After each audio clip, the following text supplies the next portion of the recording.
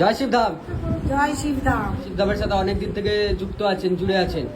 আমরা কম বেশি সকলেই ভিডিও দেখছি আপনার। তো আপনি ধাম থেকে কি কি উপকৃত হয়েছেন? ফার্স্ট উপকৃত হয়েছে, আমার ছেলে মারাত্মক অ্যাক্সিডেন্ট হয়েছিল। আচ্ছা। 2024 সালে এপ্রিল মাসের 7 এপ্রিল বাবার কাছে আসার পর আমার ছেলে, বাবা যা যা বলেছিলেন আমি সেই নিয়মগুলো করার পর আমার ছেলে আজ পুরোপুরি সুস্থ। বাহ। ঠিক আছে।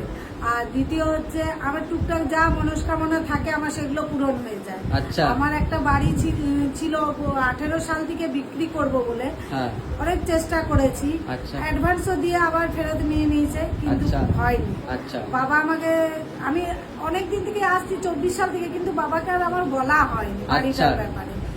এই 5-6 মাস আগে আমি বাবাকে বলেছিলাম, তো বাবা বলেছিলেন 5 থেকে 6 মাসের মধ্যে তোমার বাড়ি বিক্রি হয়ে যাবে। আমার বাড়ি বিক্রি হয়ে গেছে। আচ্ছা। তো আপনার ছেলের কি সমস্যা হয়েছিল? আমার ছেলের ব্রেনে এরকম ব্লাড জমা হয়েছিল, কমায় চলে গেছিল, আর একটা সাইড প্যারালাইসিস হয়ে গেছিল, ডান সাইডটা। আচ্ছা। কিন্তু বাবা তেল আর জল দিয়েছিলেন, বলেছিলেন এগুলো যে কোনো প্রকারে আইসিইউ ভেন্টিলেশনে ছিল আমার ছেলে, বলেছিলেন যে কোনো প্রকারে ওইটা টাচ করতে হবে। আচ্ছা। আমি অনেক চেষ্টা করে টাচ করেছিলাম, তার যেদিন টাচ করেছি তারপরের দিনে আমার ছেলে ডান সাইড প্যারালাইসিস হয়েছিল, ডান পা কিন্তু নেড়েছে। বাহ। তো আপনার ছেলে যে কতদিন ভর্তি ছিল? তাও ভর্তি ছিল 4-5 মাস। 4-5 মাস ভর্তি ছিল হসপিটালে? বাবা বলেছিলেন যে টাইম লাগবে একটু, কিন্তু ও সুস্থ হয়ে যাবে। আচ্ছা, এখন কেমন আছে আপনার ছেলে? এখন তো পুরোপুরি ভালো। ধামে তো আসে আমার ছেলে। আচ্ছা। এই 12 তারিখে এসে প্রসাদ চড়িয়ে গেছে। আচ্ছা। তো আপনি প্রথম যখন এসেছিলেন অ্যাপয়েন্টমেন্ট নিয়ে এসেছিলেন? হ্যাঁ। আচ্ছা। আপনি ধামের খোঁজ কি করে পেলেন? আমি ফেসবুকে দেখেছিলাম। ফেসবুকে?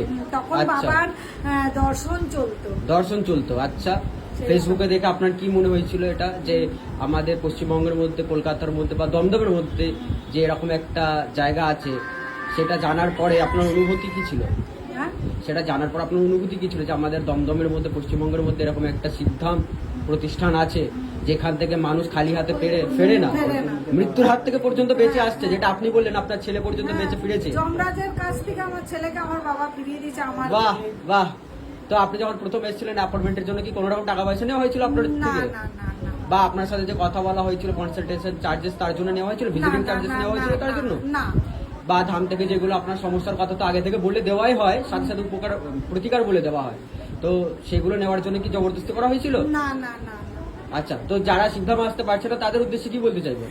তারা বাড়িতে বসেই, যদি শিবধামে অনেকে আসতে পারে না অনেক রকম প্রবলেমের জন্য, কিন্তু তারা যদি মন থেকে বাড়িতে বসেই বাবার নাম জপ করতে থাকেন, মহামন্ত্র, গায়ত্রী মন্ত্র, অতি অবশ্যই তারা ফল পাবে। বাবাকে মন থেকে ডাকলে নিরাশ হবে না। হ্যাঁ, একদম। তো আমি আরো একটা কথা বলবো যে আপনার ছেলের সমস্যা তো প্রায় 5 মাস বললেন, তাই তো? না, 5 মাস কি 1 বছর হয়ে গেল। এখন পুরোপুরি সুস্থ। এখন সমস্যারই কতদিন ভুগছিলেন আপনার ছেলে? 5 মাস। তো শিবধামে আসার আগে আর কোথায় কি দেখিয়েছিলেন কোথাও কোনো ঠাকুর মন্দিরে? না, সেই সময় তো আমার কোনো সুযোগ হয়নি। আমি সোজা বাবার কাছে, তার আগেই তো আমি বাবার এখানে এসে দর্শন করে গেছিলাম, তখন তো আমার ছেলে অ্যাক্সিডেন্ট হয়নি।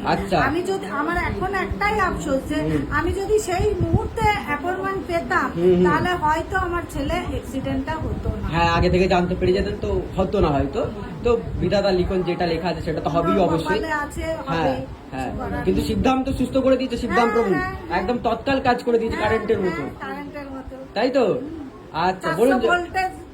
420 ভোল্টেজে আমার ছেলেকে সুস্থ করে। বাহ বাহ।